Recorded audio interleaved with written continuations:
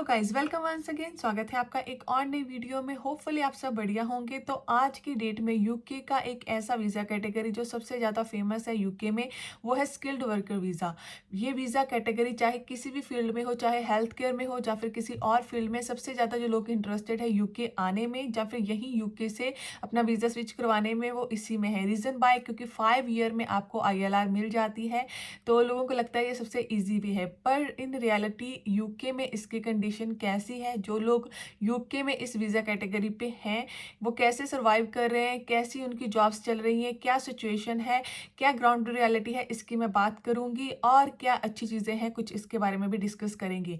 तो बेसिकली अगर आप यूके में से स्किल्ड वर्कर वीज़ा लेने वाले हो या फिर यूके में स्पेसिफिकली इस वीज़ा कैटेगरी पे मूव करने वाले हो, सिंगल, एज ए डिपेंडेंट या फिर किसी के साथ, वट ये वीडियो आपके लिए डिसाइडिंग फैक्टर हो सकती है कि क्या आपको इस वीज़ा कैटेगरी पे यूके में मूव करना चाहिए। वीज़ा आपके लिए लेना वर्थ इट है कि नहीं है इस टाइम पे यूके में।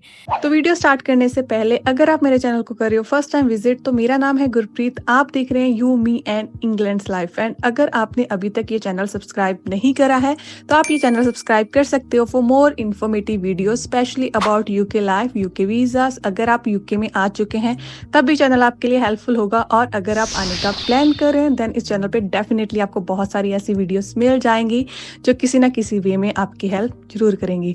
सो do subscribe guys if you are new at my. आज की वीडियो, तो इस वीडियो में मैं बात करने वाली हूँ जो भी रियलिटी फैक्ट्स हैं। तो हो सकता है कुछ लोगों को ये लगे कि इस वीडियो में मैंने नेगेटिव चीजें ज्यादा मेंशन करी है रेदर देन पॉजिटिव। तो इस वीडियो में मैं किसी को डिमोटिवेट नहीं करी, पर इन रियलिटी जो ग्राउंड फैक्ट्स हैं उनको मैं एज इट इज आपको बताऊंगी। उसके बाद ये डिसाइड करना आप पे है कि आपको यूके में ये वीजा लेना चाहिए कि नहीं लेना चाहिए। तो डायरेक्टली स्टार्ट करते हैं आज की वीडियो। तो डायरेक्टली बात करते हैं टॉपिक की।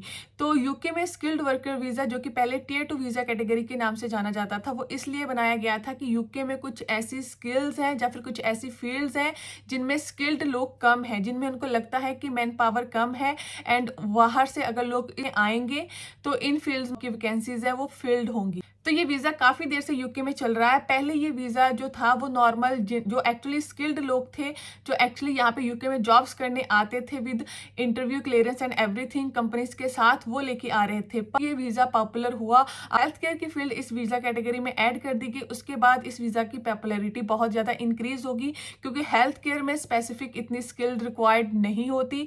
तो काफी लोग जो नॉर्मल लोग थे उन्होंने इस वीजा को असेस करना स्टार्ट कर दिया। तो बेसिकली इस फील्ड में अगर मैं बात करूं तो इस टाइम पे 2 तरह के लोग आ रहे हैं। फर्स्ट, वो लोग जिन्होंने एक्चुअली में जॉब यहाँ पे क्रैक करी है, जिन्होंने अलग अलग कंपनीज के साथ इंटरव्यू दी है एंड उनको कंपनीज ने एक्चुअली जॉब ऑफर करी है एंड उसके बाद कंपनीज ने उनका वीजा दिलवाया है। तो पर ऐसे लोगों का जो अमाउंट है वो बहुत ही कम है। अगर मैं बोलूँ कि 5% आउट ऑफ 100 तो वो भी शायद ज्यादा होगा, पर 95% लोग ऐसे हैं जो कि इस टाइम पे आ रहे हैं डायरेक्टली कंसल्टेंट्स के थ्रू। क्योंकि पहले कंसल्टेंट डील करते थे हेल्थ केयर के वीजा में, जो कि मोस्ट कॉमन हो चुका था पिछले 1-2 साल में, पर रिसेंटली इसमें इतनी ज्यादा रिस्ट्रिक्शंस आ चुकी हैं इस वीजा कैटेगरी में, जिसके कारण अब काफी लोगों का जो रुझान है इस वीजा से हट गया है। रीजन बाय डिपेंडेंट अलाउ नहीं है एंड काफी लोग मूव करना चाहते हैं विद डिपेंडेंट यूके में। तो यूके में डिपेंडेंट नहीं आ सकते, इसके कारण अब जो अदर फील्ड्स हैं कंसल्टेंट्स हैं उनको एक्सप्लोर करना स्टार्ट करा है। तो कंसल्टेंट यहाँ पे कर क्या रहे हैं कि वो डिफरेंट कंपनीज के साथ डील करते हैं कि आप हमें इतने कॉस्ट दिलवा दें, उसके बदले में हम आपको इतना मनी पे कर देंगे। काफी कंपनीज यहाँ पे फेक भी बनवाते हैं कंसल्टेंट्स की, उनको रजिस्टर्ड करवा लेते हैं। छोटी छोटी फर्म्स होती हैं किसी भी फील्ड की, उनको रजिस्टर करवा देते हैं, उनमें से जितने कॉस्ट मिल सके वो लेके वीजा दिलवा रहे हैं। तो ये काम इस टाइम पे बहुत चलता है। बहुत ज्यादा कंसल्टेंट्स मुझे इसके बारे में मैसेजेस करते हैं कि क्या आप डील करते हो, क्या आप हमारे लिए किसी कंपनी से कॉस्ट दिलवा सकते हो। थोड़ा सा मेरे लिए भी ऐसे सरप्राइजिंग होता है कि मैं जस्ट वीडियोस बनाती हूँ, मैं किसी का वीजा नहीं दिलवाती, ना ही मैं किसी कंपनी से कॉस्ट दिलवाती हूँ। तो इस टाइम पे ये सिचुएशन चल रही है। अब जो लोग यहाँ पे आ रहे हैं उनके क्या चैलेंजेस हैं? उनके चैलेंजेस में सबसे बड़ा जो चैलेंज है वो सैलरी है। आप हेल्थ केयर की फील्ड में नहीं आ रहे तो आपकी जो सैलरी है वो बहुत ही ज्यादा इंक्रीज हो चुकी है इस टाइम पे। आपको अप्रॉक्सीमेटली 38 से 40,000 के बीच में सैलरी मिलती हुई होनी चाहिए, जो कि एक्चुअली में ऑन पेपर मिलना इतना मुश्किल नहीं है, क्योंकि आपकी कंपनी ने आपको जस्ट ऑफर लेटर में मेंशन करना है कि वो आपको इतनी सैलरी ऑफर कर रहे हैं। फॉर एग्जांपल 38,700, 38,000 वट 39,000 जो भी वो मेंशन कर दे। उसके बाद एक्चुअली चैलेंज है वो सैलरी आपको मिलना। अगर आपके ऑफर लेटर में वो सैलरी मेंशन हो चुकी है, कंपनी आपकी सारी कॉस्ट की रिक्वायरमेंट फुलफिल कर देती है, आपकी तरफ से सारी रिक्वायरमेंट फुलफिल हो जाती है, तो आपको ये वीज़ा मिल जाएगा, उसमें इतनी प्रॉब्लम नहीं आती। एक्चुअली चैलेंज स्टार्ट होता है जब आप यूके में यहाँ पे आ जाते हो, क्योंकि ऑन पेपर सैलरी मिलना और इन रियलिटी में सैलरी मिलने में बहुत ज़्यादा डिफरेंस है। 38,000 या फिर मैं 40,000 सैलरी बोलूँ तो वो बहुत बड़ा अमाउंट है यूके में सैलरी का। इवन दो जो यहाँ पे फ्रेशर्स होते हैं, जो फील्ड स्टार्ट करते हैं आफ्टर काफ़ी एजुकेशन के बाद या काफ़ी क्वालिफिकेशंस के बाद भी उनकी जो स्टार्टिंग सैलरी होती है वो अप्रॉक्सीमेटली वेरी करती है 25,000 से मैक्स 30,000 तक उनको सैलरी मिल सकती है स्टार्टिंग में जब वो स्टार्ट करते हैं। उनकी सैलरी भी 40,000 तक नहीं होती, इसीलिए उनको न्यू एंट्रेंट में रखा है यूके गवर्नमेंट ने, क्योंकि यूके गवर्नमेंट को भी ये पता है कि अगर कोई यहाँ पे स्टडी कर रहा है, यहाँ पे आके वो क्वालिफिकेशंस ले रहा है, तो हो सकता है कि वो एक अच्छा कैंडिडेट हो, पर कंपनीज उनको इतनी सैलरी ऑफर नहीं करेंगी। इसीलिए स्टार्टिंग में उनको न्यू एंट्रेंट वाली कैटेगरी में रखा जाता है कि एटलीस्ट वो अपनी जो फील्ड है जिसमें वो एक्चुअली क्वालिफाई करेंगे, जॉब तो स्टार्ट कर पाए।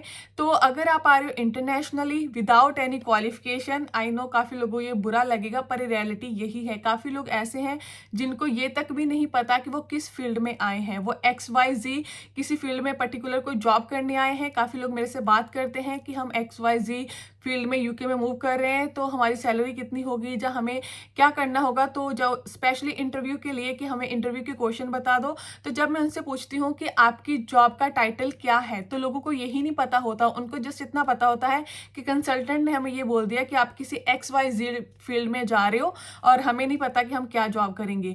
तो ऐसे में आप एक्सपेक्ट भी कैसे कर सकते हो कि आप यहाँ पे आके जॉब करोगे, क्योंकि अगर आप किसी टेक्निकल फील्ड में आ रहे हो तो टेक्निकल फील्ड्स में जॉब मिलना यहाँ पे इन यूके मुश्किल है। आप बाहर से आके डायरेक्टली जॉब ऑफर कर रहा है, तो वो जॉब कैसे मिलेगी। तो फर्स्ट चैलेंज वहीं से स्टार्ट हो जाता है। जब यहाँ पे आप मूव करते हो, आपको कंपनीज इनवाइट नहीं करती, आपकी जॉब स्टार्ट नहीं होती, आपकी अर्निंग का कोई सोर्स नहीं होता। इसके अलावा सेकंड कैटेगरीज के लोग भी इसमें आते हैं। कुछ लोगों को पहले ही ये पता होता है कि हमें ये जॉब नहीं मिलेगी या फिर हम ये जॉब नहीं कर पाएंगे। स्टार्टिंग तो ऑफकोर्स ये भी हेल्थ केयर में हुआ था कि कुछ लोगों का ऐसा था कि हेल्थ केयर में हमने जॉब नहीं करनी ड्यू टू जॉब रिस्पॉन्सिबिलिटीज, तो अल्टरनेटिव वे क्या है, पर हमें वीजा भी चाहिए। तो उस टाइम पे कंसल्टेंट ने ये स्टार्ट करा था कि आप जॉब मत करना, आप जो टैक्स अमाउंट है वो पे कर देना, आपकी कंपनी जो है वो आपकी सैलरी स्लिप बना के देती रहेगी। अब सेम जो सिचुएशन है वो यहाँ पे जो लोग स्किल्ड वर्कर में हैं उनके साथ भी काफ़ी कंसल्टेंट ऑफर कर रहे हैं। इस केस में जो उनकी स्टार्टिंग पेमेंट होती है, जो आप मनी पे करके आते हो, वो थोड़ी ज़्यादा रहती है, क्योंकि कंसल्टेंट ये बोलते हैं कि हम आपको इलीगल नहीं होने देंगे, हम आपको लीगल रखेंगे, इसलिए आपको ज़्यादा मनी पे करनी पड़ेगी स्टार्टिंग में। आप स्टार्टिंग में मनी ज़्यादा पे करते हो और उसके बाद यहाँ पे आके आपको हर मंथ अपनी कंपनी को टैक्स पे करना होता है, क्योंकि यूके में जब यहाँ पे सैलरी आती है तो आपकी सैलरी में से ही सारे टैक्स कट होकर सैलरी मिलती है। तो यूके गवर्नमेंट पहले ही आपके टैक्स डिडक्ट कर लेती है, जिसके कारण अगर कंपनी आपको सैलरी स्लिप दे रही है तो उन्हें वो टैक्स अमाउंट तो पे करना ही पड़ेगा। अगर वो आपको शो कर रही है कि आप 38,000 ईयरली अर्न कर रहे हो, तो उसमें से अप्रॉक्सीमेटली 8,000 से 9,000 टैक्स भी आप एक ईयर का पे कर रहे हो यूके गवर्नमेंट को। तो अगर मैं मंथली की बात करूं तो अप्रॉक्सीमेटली 700 से 800 पाउंड आप जस्ट टैक्स पे करोगे अगर आपने ये सैलरी लेनी है, और वो टैक्स अमाउंट आप अपनी जेब में से पे करोगे। आप कंपनी को 700 से 800 पाउंड हर मंथ पे करोगे, सो दैट कि वो आपकी सैलरी स्लिप बना पाए। और ये 1-2 मंथ के लिए नहीं है, ये नेक्स्ट 5 ईयर के लिए होने वाला है। तो अप्रॉक्सीमेटली 8,000 to 9,000 यूके के हर ईयर आप पे करोगे कंपनी को 5 ईयर के लिए, ये वीज़ा पे रहने के लिए। पर 5 ईयर का टाइम इतना लंबा है, उसमें कुछ भी हो सकता है। कभी भी आपकी कंपनी में अगर कोई इशू आ गया तो उसके बाद आपका वीज़ा कैंसिल हो जाएगा, आपके वीज़ा पे वो प्रॉब्लम आएगी और जो मनी आपने पे करी है वो भी वेस्ट जाएगी। इसके बाद जो सेकंड सिचुएशन, तो ऐसे लोग हैं जिनको बिल्कुल जॉब भी नहीं मिलती और उनका कोई ऐसा सेटअप भी नहीं होता। तो ऐसे लोग बहुत ज़्यादा सफ़र करते हैं, क्योंकि सम टाइम कंपनीज बंद हो जाती हैं, समटाइम्स कंपनी चलती रहती है, बट स्टिल कंपनी आपको इनवाइट नहीं करती काम के लिए। तो इस सिचुएशन में क्योंकि आप ज़्यादातर विदाउट काम करे यहाँ पे इस वीज़ा कैटेगरी पे नहीं रह सकते, और अगर आप काम नहीं करोगे तो आपका वीज़ा ऑटोमेटिकली कैंसिल हो जाएगा। तो सम टाइम कंपनीज इन्फॉर्म कर देती हैं, पर अगर कंपनीज इन्फॉर्म ना भी करे, यूकेवीआई को पता चल जाए, वो आपका वीज़ा कैंसिल कर सकते हैं। अगर आपका वीज़ा कैंसिल भी नहीं होता तो फर्दर आपको एक्सटेंशन नहीं मिलेगी। इस केस में जो सिंगल लोग आए हैं वो ज़्यादा सफ़र करते हैं, क्योंकि डिपेंडेंट में सम टाइम क्या होता है, जो सेकंड पर्सन होता है उसको काम करना अलाउ होता है, पर जो मेन एप्लीकेंट होता है उसको 20 आवर जॉब्स अलाउ होती हैं, वो भी कुछ फील्ड्स में। हर फील्ड में आप जॉब नहीं कर सकते, आपको कुछ फील्ड्स अलाउ होंगी, उसके बाद आप इलीगली लोग यहाँ पे जॉब करते हो। और इलीगली जॉब पे अगर मैं यहाँ पे रेट की बात करूँ तो अप्रॉक्सीमेटली 5 से लेके मैक्स 8 पाउंड तक लोग आपको पे कर सकते हैं अगर आपने कहीं पे इलीगल जॉब करना है।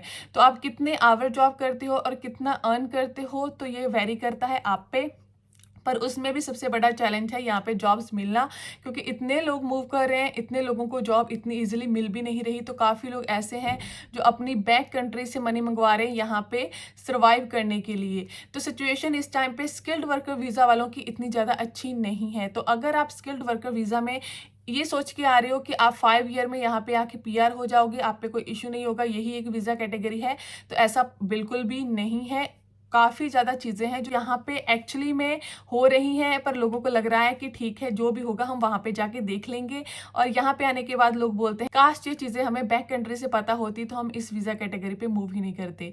तो ये थोड़ी सी चीज़ें वो थी जो नेगेटिवली यहाँ पे हो रही है। अगर मैं पॉजिटिव पॉइंट्स की बात करूँ तो यूके का ये वीज़ा ऐसा कैटेगरी है जिसमें ऑफकोर्स आपको 5 ईयर में ILR मिल जाएगी। सबसे शॉर्टेस्ट रूट है यूके में जो कि आम लोगों के लिए अवेलेबल है, जिसके थ्रू वो यूके में ILR ले सकते हैं,